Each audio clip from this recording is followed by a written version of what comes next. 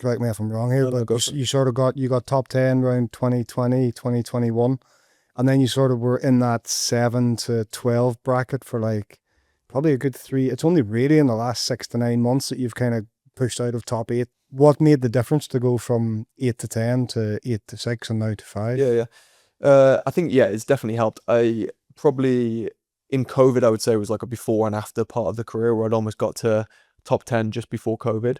Probably wasn't enjoying the way I was playing and what I was doing, so that gave me a really good like sit back. What do you mean by the way you were playing?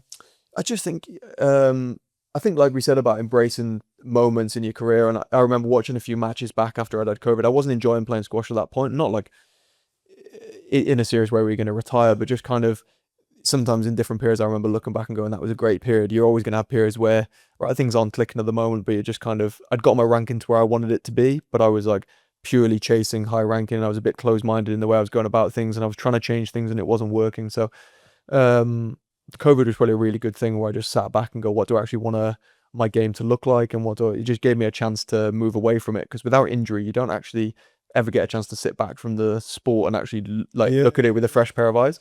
And not being able to compete for that amount of time, it really was a reality check for me that I actually do. I love the opportunity to be able to compete. I really do like going onto big occasions where you feel under pressure and you feel like this is what it's about. What are you doing now? Like who are you now in this kind of situation? How will you deal with it?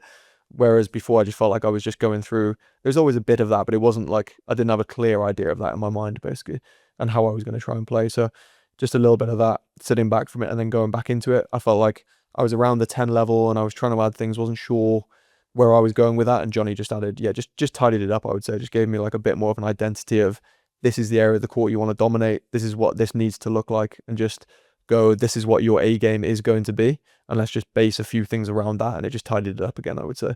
And then from 10 to 5 is just, the most boring answer would be just accumulation of time, I would say, where it's just like another 3 years of hitting balls with good information applied, and it just takes that long.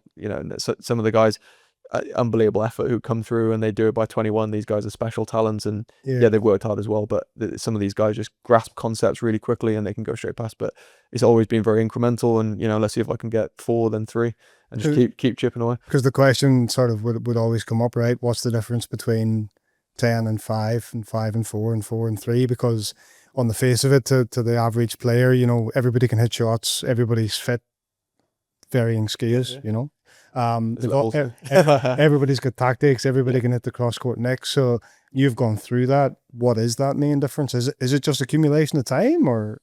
For me, it's been accumulation of time, I would say, because it means you can impose your skill set onto someone and you can get the match on the terms you want it to be played on.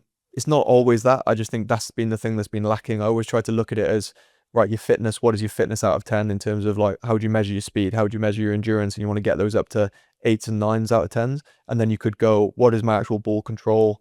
How would that compare to the rest of the group I'm in? And if that's at 6, let's try and, like, for me, that is a process of time where it's going to take 2 years to get that up to an 8 or 9 to be able to impose the game I want.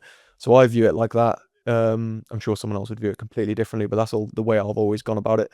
And I think people always talk about it being short balls. I view it as quality, because I think the short ball's easy to see. That's the end product, right? People see the ball flying into the front for the winner, but anyone could, I can do that much easier against someone lower ranked because I'm beating them around the back, and then you get easy finishes, right? People see you struggling in the front of the court against the very best guys, but that's because they're beating you at the length. There's so many fundamentals they're doing better. They're reading a little bit better. They're volleying a little bit better. Their astuteness on balls, the positions they're leaving the ball in, the angle they're leaving it on the sidewall. There's so many things before the finished product, and I think the finished product is what feeds from all of those things that have come before. So, it's just been really tidying up those skills and just keep going at it. But I mean, and I enjoy doing that. So that it is helpful if you go through that process and you get something out of it that feels rewarding. Whereas I just think keep on doing what you're doing in like a closed-minded way, and it just becomes a little bit repetitive and dull. Because you're 30? I'm 30 now, yeah. For a traditionally in the British game, you look at Nick, you look at James, 30 to 33 is kind of the peak years.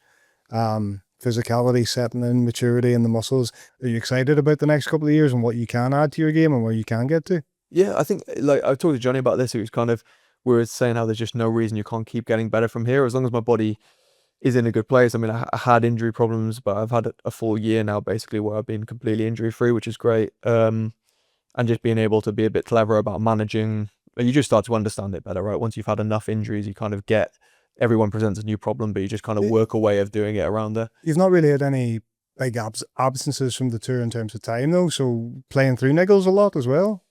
You're gonna have to play through niggles for sure. There was some, yeah. I had one injury last year where I tried to take 3-4 months off, and then just to be able to keep some ranking, tried to play a few events. It's not perfect, but I think I had to work out how to get back into it. The injury eventually kind of solved itself in a way with a few different treatment problems, and then I was able to really crack on. Those are the frustrating times because you can't impose the game you want to, and then you can look a bit. You can look like you're not playing particularly well, but it can be leading because you're just not getting in good positions with your body. It's really hard to get in good positions still if you're protecting something a little bit. But that's every single pro in every single sport has had to deal with that at some point. So you just got to take it on the chin. Kind of find a way around it until the problem's solved. Otherwise, you can't work. So, yeah, I came back and tried to, just tried to play as well as I could with it for a little bit.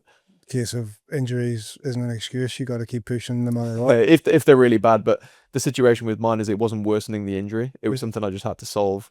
Like it wasn't like you can't play with a torn hamstring, right? If your hamstring's torn, you have to then rehab that to go to it. When it's some things are like overuse issues or there's something else that isn't going, but you're not worsening it that day by playing on it. Sometimes you're gonna have to. There's going to be a degree of pushing through. I think if you asked Ali the condition of a few things with him, Diego, Asal, Mohammed, anyone who's played for extended periods of top of the, like, people have no idea how injured these guys are, like, and the level they're still able to play.